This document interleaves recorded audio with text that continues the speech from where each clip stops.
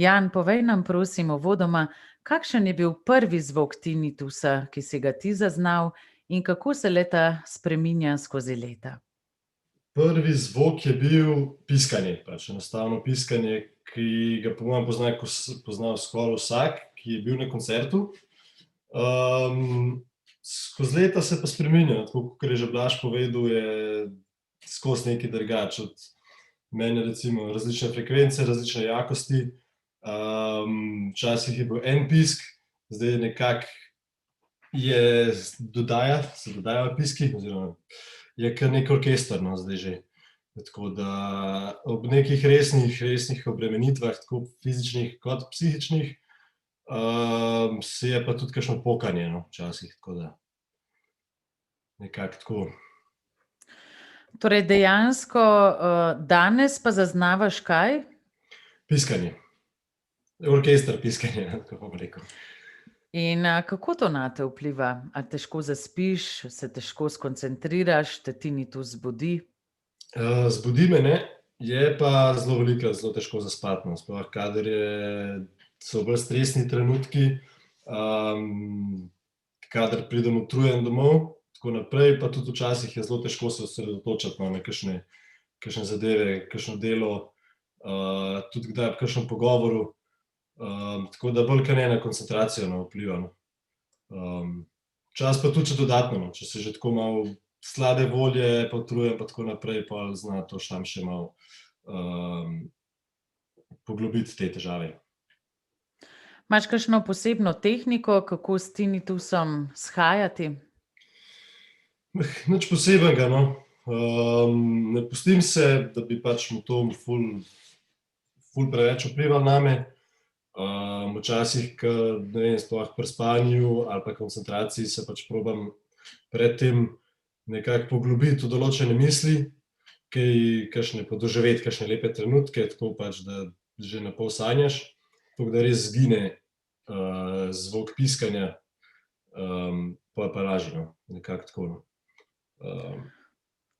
Probavam pa zdaj, bom se odločil v bistvu, ko sem malo bral pa tako se zanimal, da bom nehal tudi kavo piti, ker baje to pomaga, tako da mislim, da kava pomaga tinitusu, tako da bom kavo dal stran, da tinitus ne bo imel več te pomoči. Pa me zanima, a si morda kdaj opazil, da si se umaknil iz družbe zaradi tinitusa? Ne vem, možno je, nisem nikoli o tem toliko razmišljal, ker sem še vseeno ful družaben človek, nekako že tako dosti umirjen, tako da mislim, da ne, no, včasih sem se, verjetno, da sem se kdaj tudi zaradi tega malo umaknil, ampak že tako se rad, vsake toliko se rad umaknem, sploh če je ful glasna glasba, me že tako moti, če je preglasno. Tako da, ja, bi lahko rekel, da verjetno, da sem se kdaj tudi zaradi tega, no, ampak nisem nikoli tako razmišljal o tem. Pa me zanima, ali ti danes uporabljaš zaščitne čepke, ko greš na kakšno zabavo?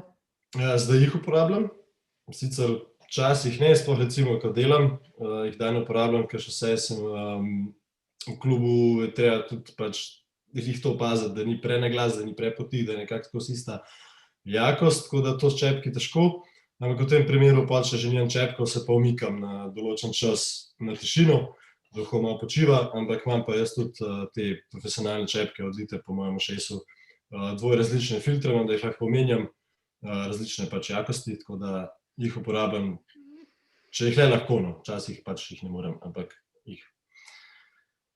Ampak si sprejel ukrepe, ne? Pravzaprav nosiš čepke, kadar jih le lahko, in tudi to se mi zdi pomembno, da poskrbiš za mir, torej da hodiš na zvočni odmor.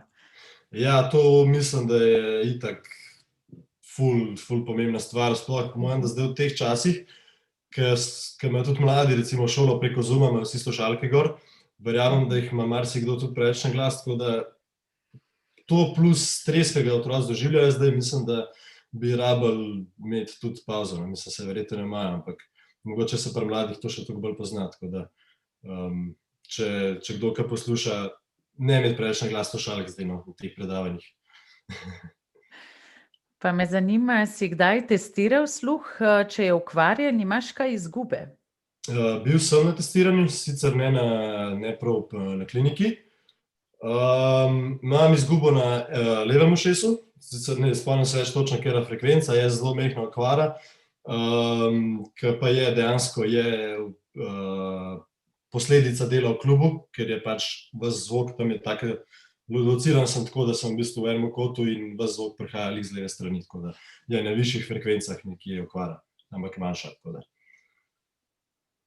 Kaj pa bi bil tvoj nasvet ljudem, ki tinnitusa še nimajo? Ja, uporablja čepke, definitivno, tudi če ne boste lih vložili zdaj v te profesionalne, magari tiste penaste, ki jih dostikrat delijo po koncertih, ali pa gre to Bauhaus pune, delavske, karkoli, samo da kakorkoli nekako zaščitite sluh, ali pa pač se da prav delite pauzo. Če ste v hrupnem okolju, definitivno morate iti na tišino in naj se oko malo spočije. Ne vem, vsaj 15 minut na 1 uro, bi jaz rekel, ali pa 10, kakor se le da, tako, čim več pauze.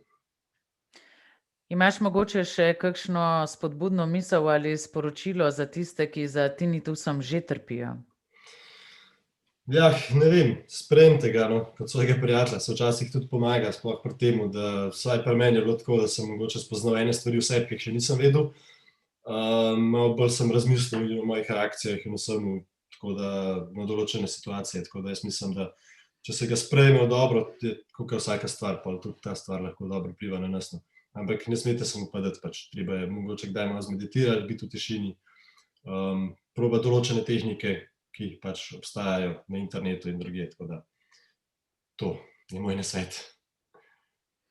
Hvala lepa za tvojo izkušnjo in upam, da bo pozitivno vplivala na ljudi.